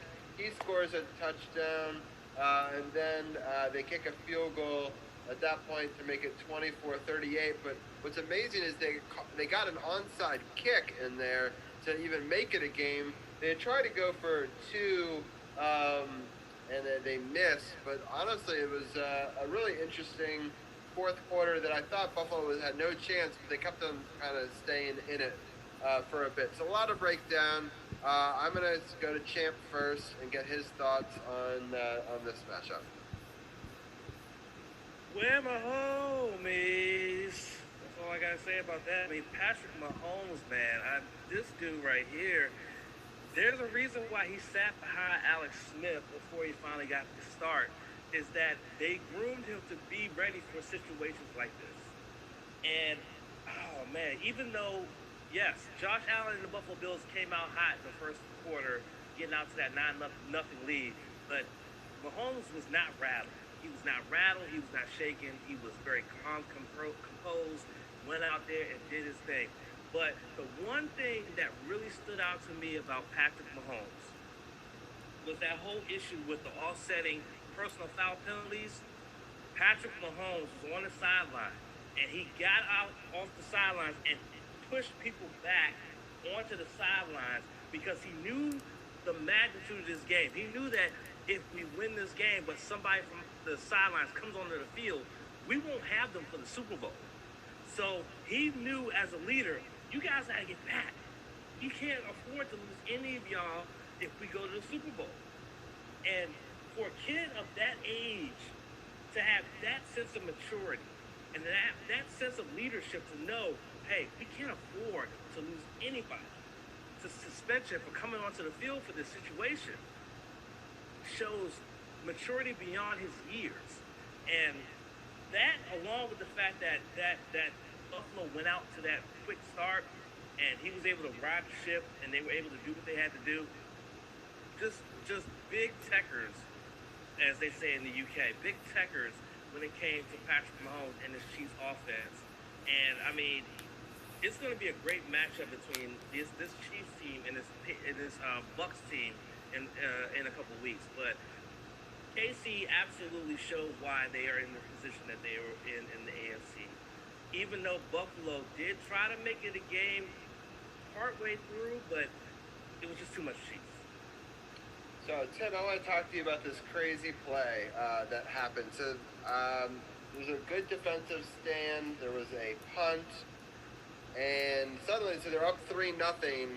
And the guy fumbles it. I think it was on the 5-yard line, right? Yeah. It was about the 10. And it, squirted backwards, too. Right. And suddenly, they're up 9-0, right? And kind of amazing, and I was like, man, maybe it is Buffalo's day. And then it kind of fell apart for them. But what were your thoughts, I guess, in the first quarter and then as it kind of shifted away from them? Well, I wasn't surprised or worried for the Chiefs at all because the Chiefs always did this last playoffs where they had a terrible start, but they had an amazing second quarter and just turned it on and completely took over the game. And it even started right away because Tony Romo did the hilarious, like, oh, and the Bills are up 10-0. And then he immediately missed the extra point right after that. And then the game went downhill. And the Chiefs had 21 points quickly. And, everybody thinks eventually they're going to get bitten with these bad starts and lose a game because they're not going to be able to come back. But their offense is so explosive, it hasn't really mattered. And Kelsey went off, and Mahomes was great. He didn't look hurt at all. He was really athletic and looked, like completely healthy. So they're definitely the favorites in the Super Bowl, and I can see why. Yeah, I saw none of the concussion symptoms or anything that he would even make you believe that he had gotten a concussion the week before. And the toe. He had a toe injury or something, and he looked completely fine running. So. Right. Arun, I'm going to let you have the next thought. What are your thoughts on this game? Yeah, Buffalo settled too many times for field goals, I thought, in this one, especially given the Chiefs' high-octane offense. I think they did make a game of it in the end, but they didn't really do that much in the first three quarters offensively. Even the touchdown they had was off of a muff punt by McCole Hardman. And I liked how Andy Reid still gave him the ball to make up for that, running rushing plays for him and throwing the first touchdown pass to McCole Hardman. Travis Kelce is a cheat code. Tyreek Hill with an incredible long run and a nice underhanded pass by Patrick Mahomes was like, I think even the fourth quarter, like you mentioned the Bills made a game of it. I don't really think they made that much of a game of it, to be honest. It was just a miracle they got the onside kick, and the fact that they didn't go for it on fourth down more instead of getting field goals probably cost them the game. Yeah, I was pretty amazed by Hill and Kelsey. Combined, those two receivers were over 200, almost 300 yards. It's 172 and 118. One was averaging 19.1 and the other was averaging 9.1 yards per catch. Just incredible numbers for both of them to go above 100. Arun, can you speak to, I was reading stories about, like, those are some of the best numbers for a tandem, in the history of the playoffs. What are your thoughts on having two players like that in a game? Yeah, the other guys that they may be the best tight end wide receiver duo of all time. Other guys that come to mind were Julio Jones, Tony Gonzalez, but Tony Gonzalez was at the end of his career, and Rob Gronkowski and Julian Edelman. I think Tyreek Hill's a lot better than Julian Edelman. Sorry, Pats fans. But they do have 3 Super Bowls. Let's see if the Chiefs can get a second Super Bowl with this tandem. Yeah, Brian, what are some of your thoughts on this? Well, you can talk about the duo or the Chiefs or whatever you want to talk about in this game. Yeah, the trio really of Mahomes, Hill, and Kelsey is just, we haven't seen a trio like this dominate offensively in a really long time in the NFL. And they're really good. All 3 of them together are just like the best, like among the best at what they do, and they absolutely dominate teams. And I like what Tim said when it was 9-0. It never really felt like it was in doubt because the Chiefs have come back so many times in situations like this. Last year, in all 3 of their playoff games, the divisional round, the conference championship, and the Super Bowl, they came back from a deficit of 10 or more. So this was nothing new for the Chiefs. And yeah, they just look really good. They're really fun to watch. When they're at their best, they're some of the most fun, explosive football we've ever seen in this league. And it's going to continue for a long time. They're going to be a good team in this league.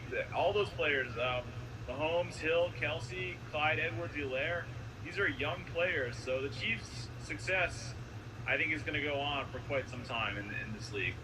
Yeah, it's interesting. The week before, both players went for over 100 yards. So the fact that they were able to do it back-to-back weeks for both of them, I thought was pretty impressive.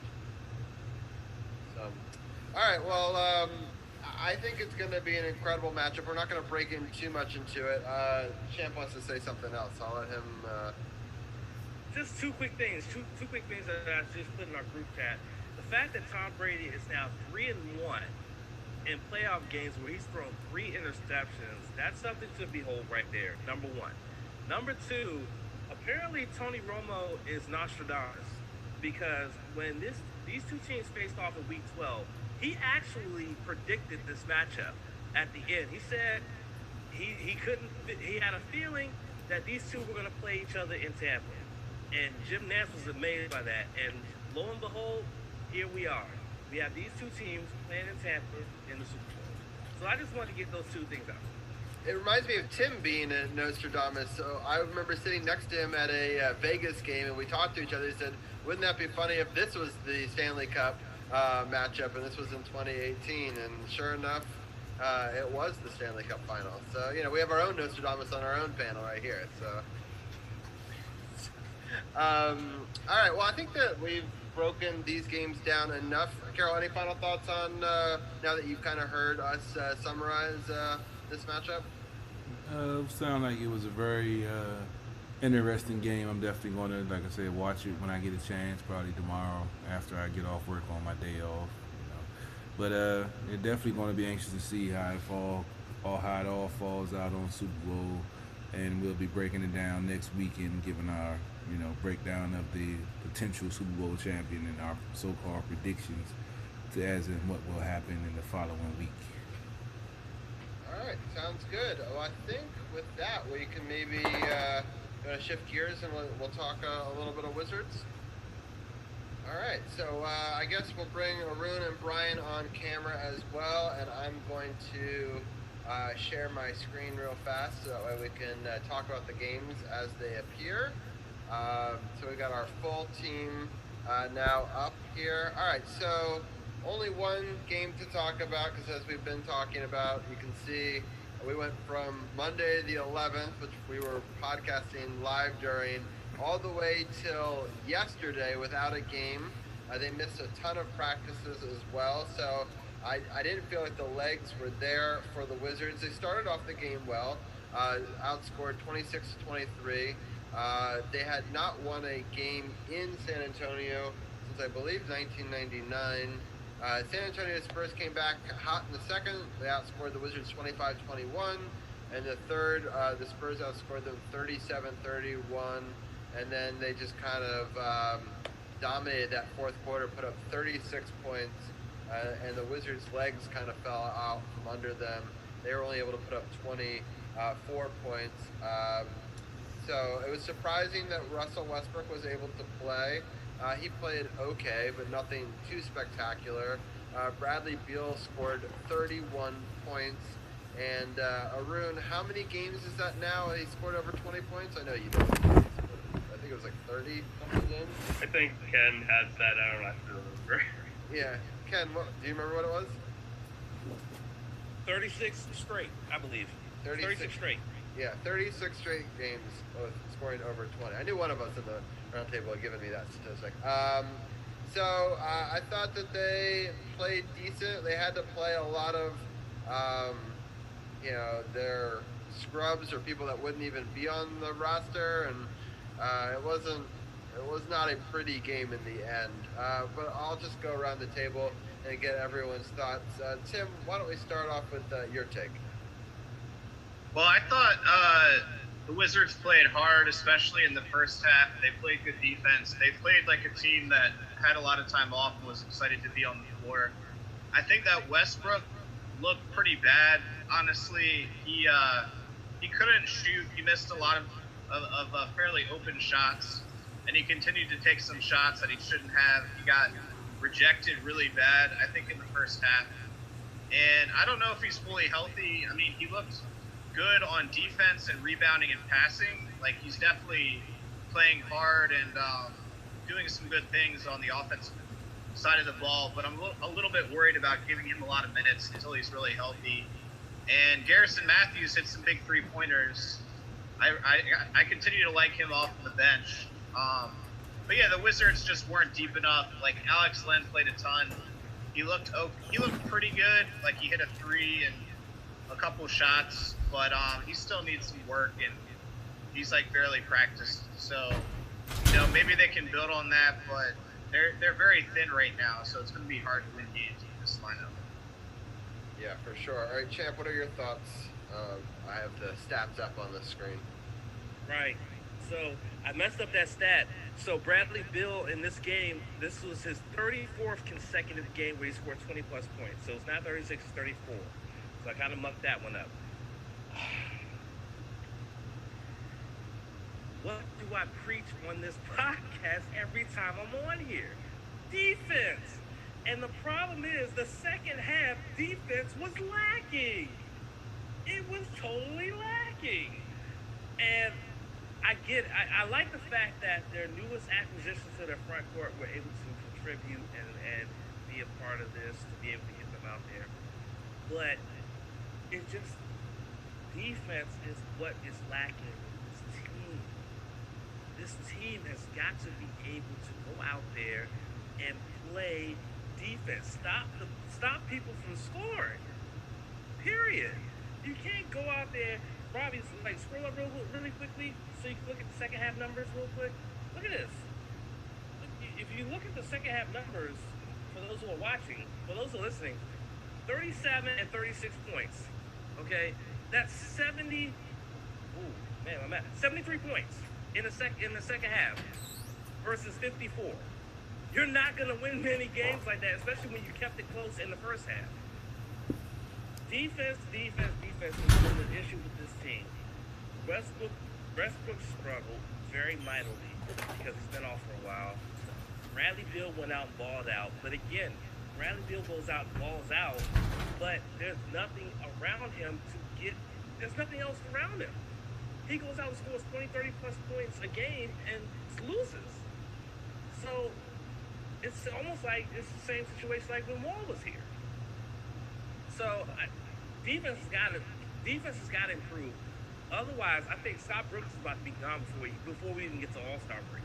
That's my take on that. I think he might be gone before All-Star break if this continues.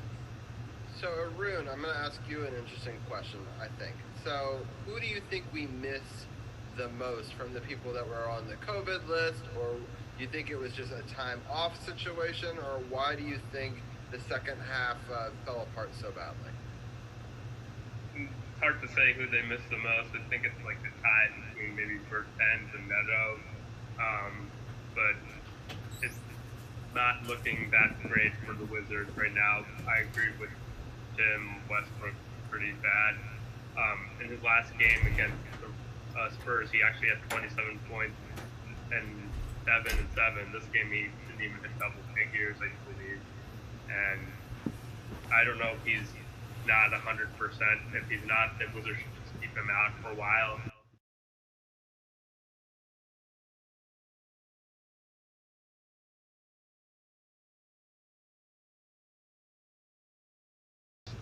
They missed a lot of people. I don't know. It's like hard to pinpoint even because Garrison Matthews, he's a nice player, but they were drawing up. He's like the third option or second option on offense at the end of the first half. Wizards are lucky to only be down by 1 point after the first half, I thought. And the Spurs finally started hitting their shots, and they put the game away. And as Tim said, the Spurs haven't lost to the Wizards in San Antonio since the Clinton administration.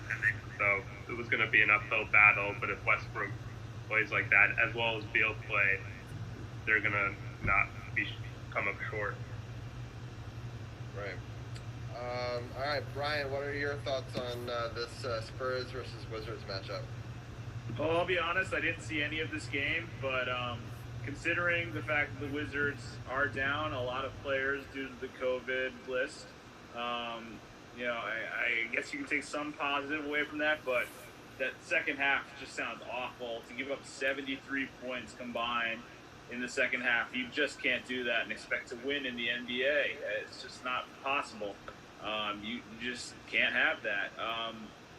I like what I saw. I like what I see from Alex Len. Looks like Alex Len had a nice debut for this Wizards team. If he can, put up minutes and provide a spark off the bench, he could be good for the Wizards. But you could tell they definitely miss Bertans and Neto, and it's going to be tough going forward until they get those players back. And yeah, what is up with Westbrook? Because that was not good. He was not good in this game at all. Maybe he is still hurt. A lot of questions for sure. All right, so I think we'll all talk about the next game, and then I'll let each one of you guys pick which one of the 3 other games you want to talk about, just for timing's sake, because I don't want to break down all 4 of this with all 4 guests, just because otherwise we're going to be here for 30 minutes. But the next one's obviously the big one, because it's against the Rockets. It's at 8 o'clock. It's going to be the matchup between Wall and Westbrook, and I'm going to start off with Brian. What are your thoughts on this time where they're playing their opponent? Yeah, I think this is going to be an interesting matchup. Obviously, like you said, the Wall versus Westbrook. It'll be interesting. I mean, I don't think this will say anything about who won the trade, but I do think the Rockets are obviously a completely new team after getting rid of James Harden, trading him to Brooklyn. I think this will probably the Wizards are still coming back from the COVID list. I kind of like the Rockets in this game overall. I'm happy for John Wall. I'm happy for John Wall getting this new opportunity in Houston. He gets to be the leader now that James Harden is gone. So I'm really happy for John Wall and for Boogie Cousins and some of the veteran leaders that are going to be on this Rockets team, and I think they're going to win tomorrow. Real quickly, do you think that the Wizards, so far, and I understand we're still early in the season, do you think that they should have kept Wall and not made this trade? Or do you think that this was, the right... I understand that it's probably better for Wall that he's moved on, but do you think for the Wizards, what are your thoughts? I still think, hindsight's always 20/20, but I think you still got to go. When you've got an opportunity to get a player like Russell Westbrook, in the situation they were in, there was a lot of unknown with John Wall going into the season. I still think that in hindsight you'd probably make that trade, but obviously it hasn't quite worked out so far. Right. Arun, what are your thoughts on this Wall versus Washington situation? Wall for Westbrook maybe straight up and it made sense, but just because of the pick that they've given up, and I don't even think Westbrook's been healthy even since they've acquired him. Maybe that's why the Rockets have been in such a rush to deal him. So I don't really think it's really been worth it for the Wizards, other than maybe Westbrook has helped them tank in a few games, so maybe they get a better draft pick. But giving up that potential first rounder probably hurts.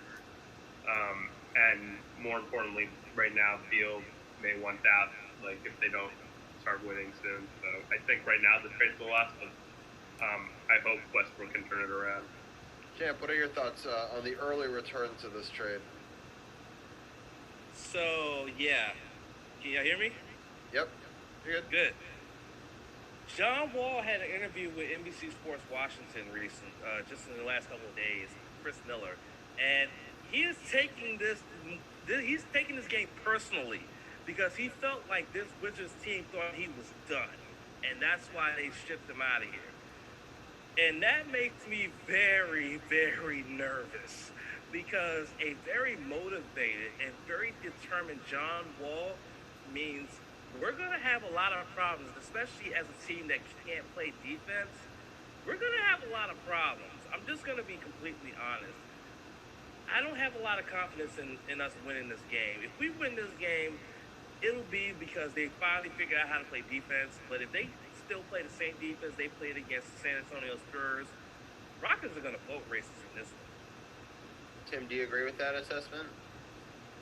Yeah, I'm not very confident in this game, even though the Rockets have struggled this year.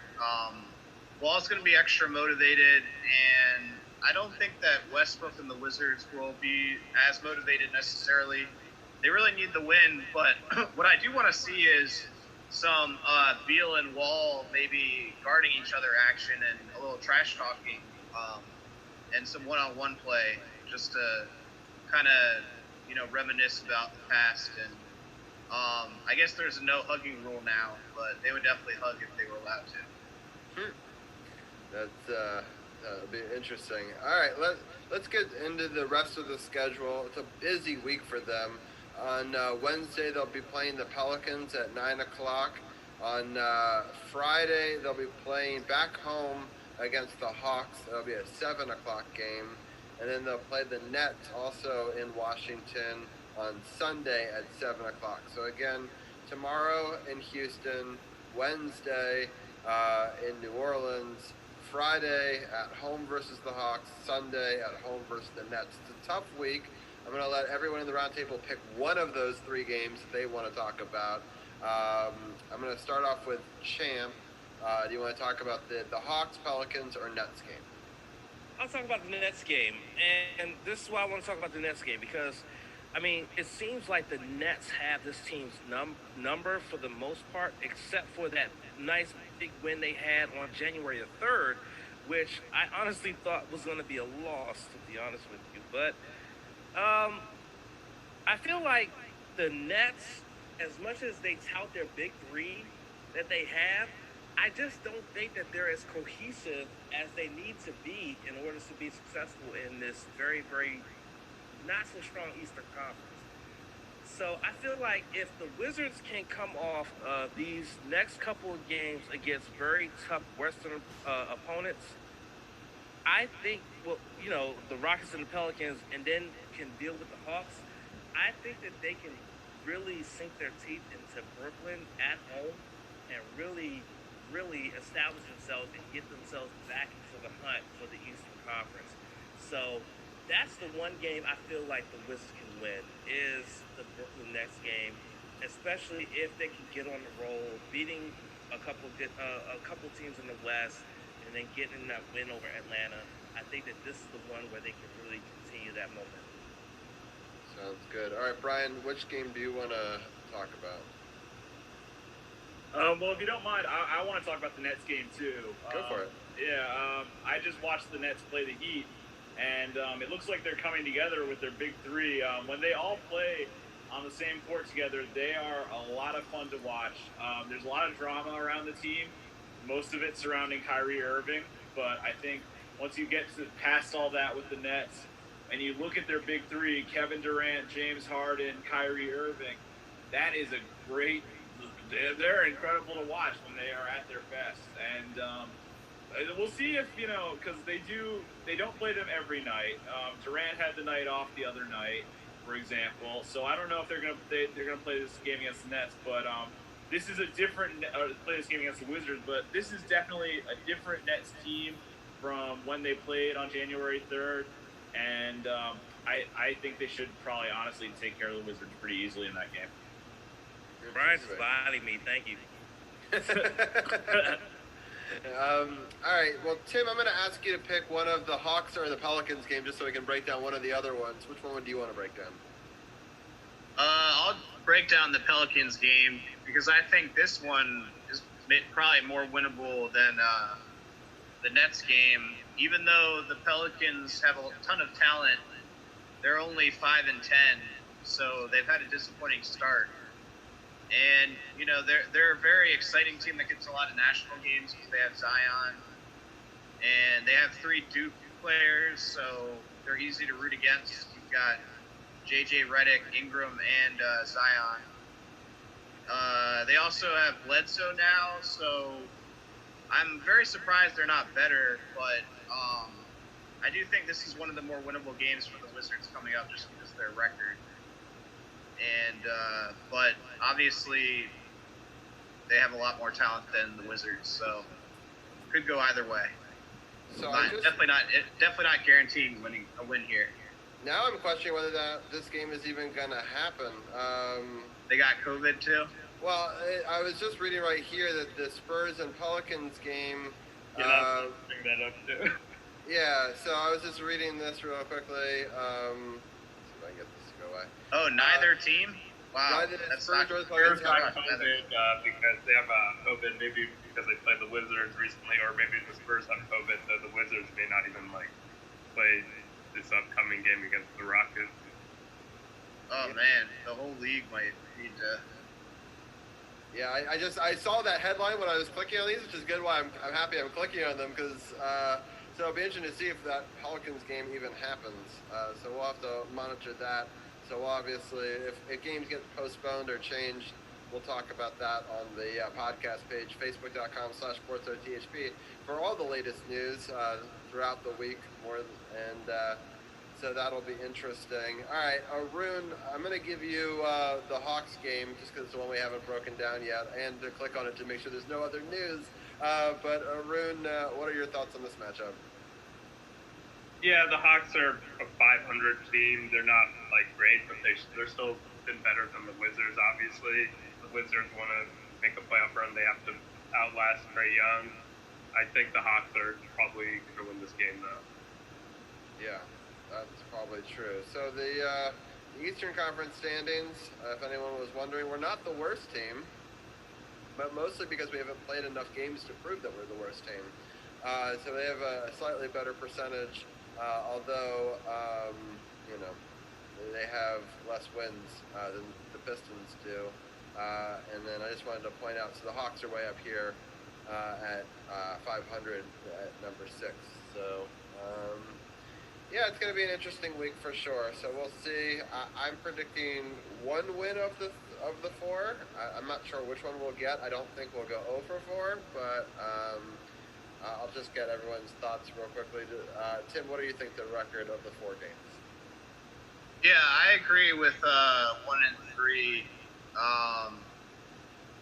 I'm going to go ahead and say either Pelicans or Hawks, but I don't know which. I don't know which one.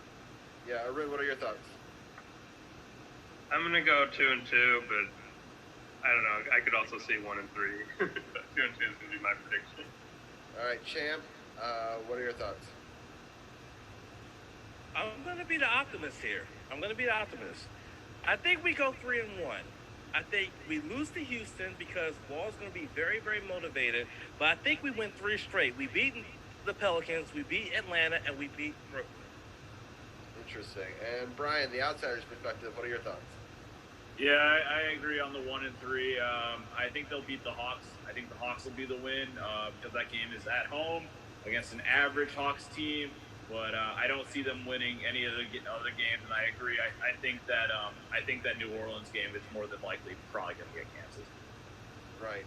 All right. Well, let me get everyone's final take. I'm going to let Arun give his final say first.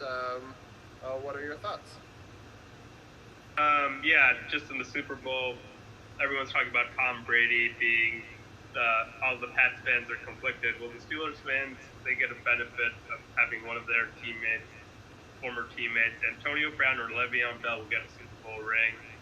So congrats to the Pittsburgh Steelers fans, I guess, or not really, but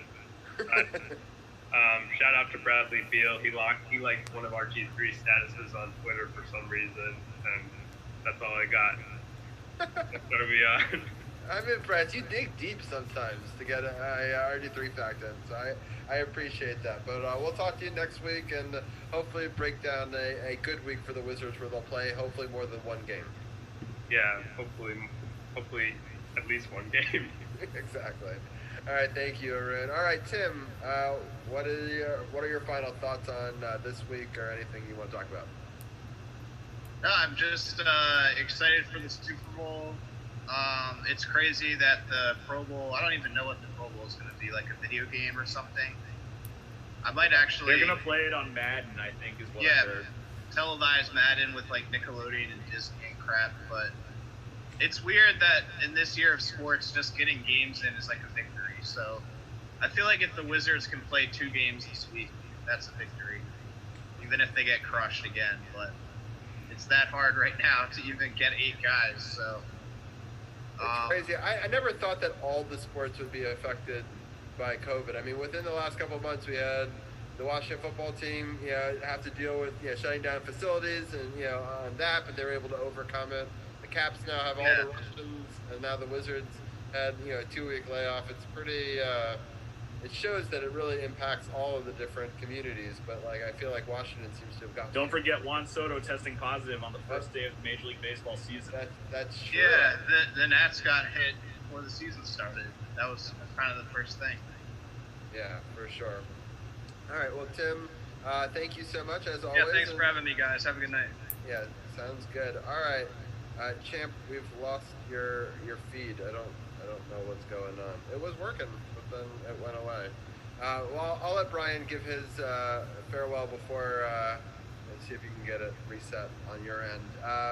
Brian, let people know what was. I didn't get a chance to listen to it. I'm sorry, I haven't yet, but I know that it's a good episode. Let people know what's happening on Upon Further Review with Brian Brennan this week. Yeah, I just dropped a new episode today, recapping the AFC and the NFC Championship game.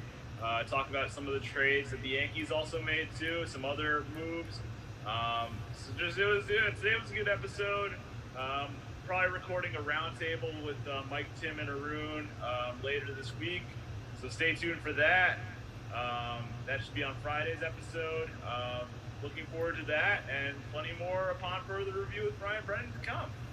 Sounds good. Yeah, so click on the, so go to sportsothb.com, click the podcast partners button, click the Upon Further Review with Brian Brennan, and it has all of his latest podcast episodes right there. He's been doing Monday shows and Friday shows, so lots of We're going to go down to one a week after the Super Bowl, I believe. I'm going to go down to one a week after the football season ends.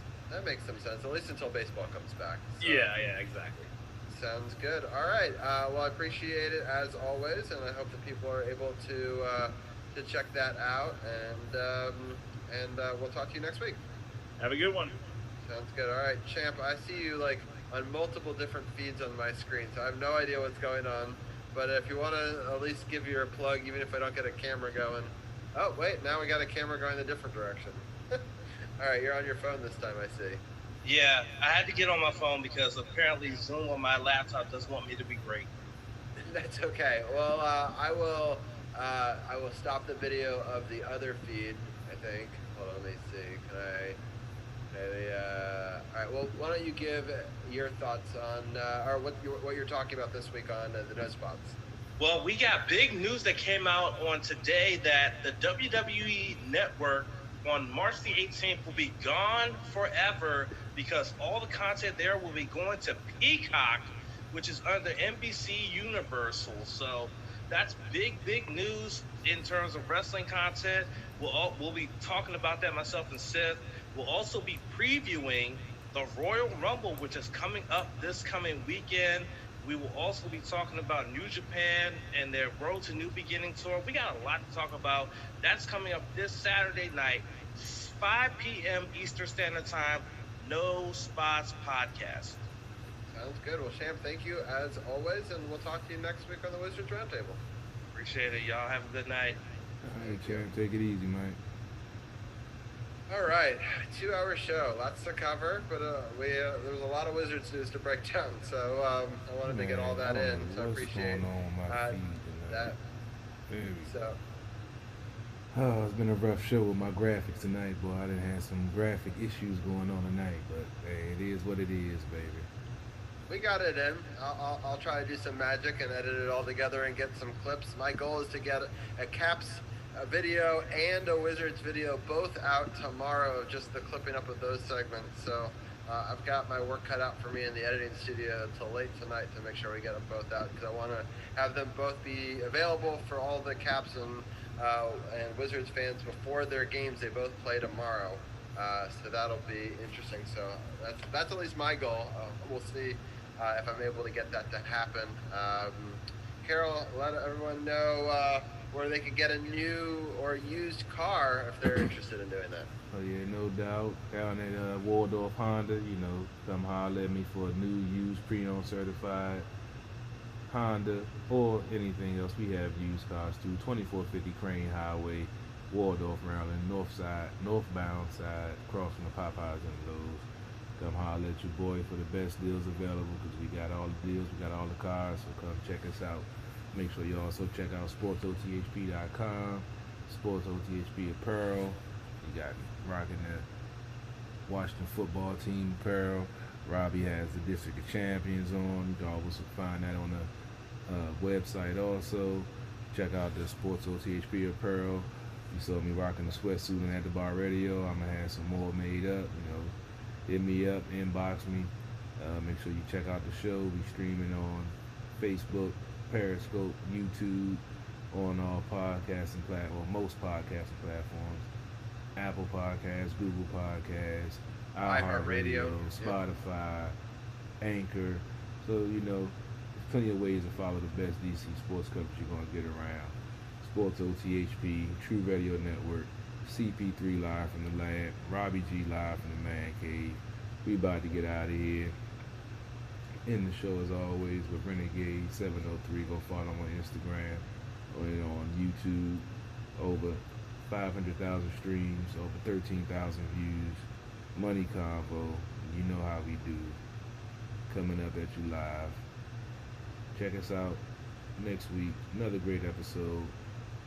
Check us out this week. Supposed to have an interview. I've been busy. Haven't had a chance to do what I need to do. But just be on the lookout. You might see another pop-up show this week. Appreciate all the views and the shares from last week. Had a little pop-up about the Washington football team. So who knows what we might pop up. Yeah, we didn't even break in any of the Washington football team news. I just realized the entire show, none of the new GM. We just had such a full show. I mean, we got a first African American woman coach, assistant coach. We put all that stuff up on the page, and definitely check out that pop-up show. It's got more of that news and notes in there. But definitely a lot of big moves already being made, and trying to get Ron Rivera, the GM and the executives that he needs to try to draft the players to complete this team. They made a huge step forward this year, but I think that they could even make another big step forward next year if some of these moves pan out. No doubt. Got so much coverage, sometimes we can't fit it into the show, so we do a pop-up show. Who knows? You never know where you might see the next one popping up at. But be on the lookout. Make sure you go follow my YouTube and Robbie's YouTube. All you gotta do is go click on Sports OTHP to send you straight to it. Go subscribe, like, share, let folks know some real DC sports coverage out here. This is DC Sports by the Politics. It's not just a catchphrase. It's not just a motto. It's what we do. CP3, Robbie G, and we out.